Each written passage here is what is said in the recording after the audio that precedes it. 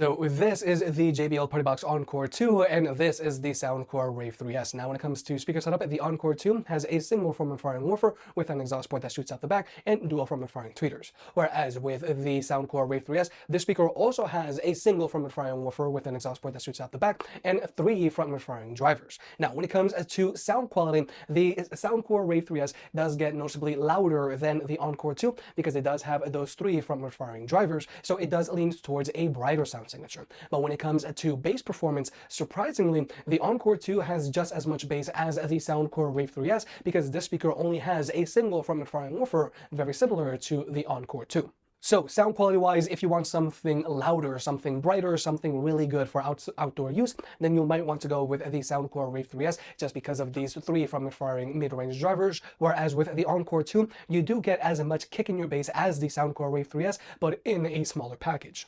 Now, when it comes to light features, both of these speakers have built-in light features, and personally, I like both of these light features. But here, I actually think the Soundcore Rave 3S looks a little better. Now, when it comes to battery life, the Soundcore Rave 3S has an advertised battery life of 12 hours, whereas the Encore has an advertised battery life of 15 hours. However, a major difference here is that with the Encore 2, you can access the battery. Now, since this is the Encore 2 Essential, you are going to need a screwdriver to actually service this battery, whereas if you were to get the more elusive Encore 2, then removing the battery is going to be similar to the Partybox 120. It's going to be a lot easier.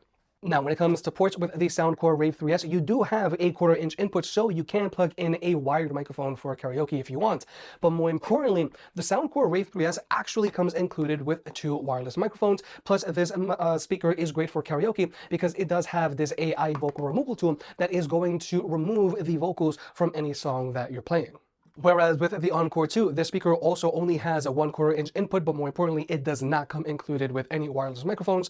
But if you want wireless microphones, then you can always connect JBL's wireless mic kit here. But also with the Encore 2, the speaker does have a USB-C port, so you can use it to charge your own devices, and you can use this USB-C port as a wired connection as well. But with all that being said, I feel that both of these box speakers are great if you're looking for something small with a lot of sound.